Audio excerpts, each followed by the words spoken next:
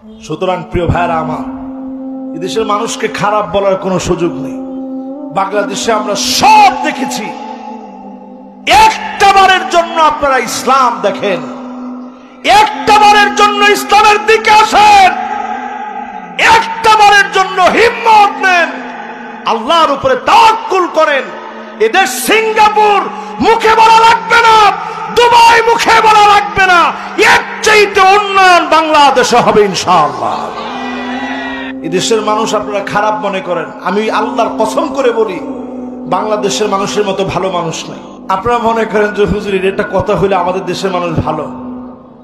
আমাদের দেশের মুষ্টিমেয় মানুষ ভালো, দুই একজন খারাপ তো থাকি। যারা ভালো তাদের খবর নিয়ে দেখেন কেমন ভালো। আজকেও দেখা গেছে সামান্য একজন ব্যান চালক 13 ভরি স্বর্ণ পাইছে। বর্তমান স্বর্ণের দাম কি রে, 13 ভরি পাওয়ার পরেও ব্যান আলা সে মনে করছে এটা তো আমার না।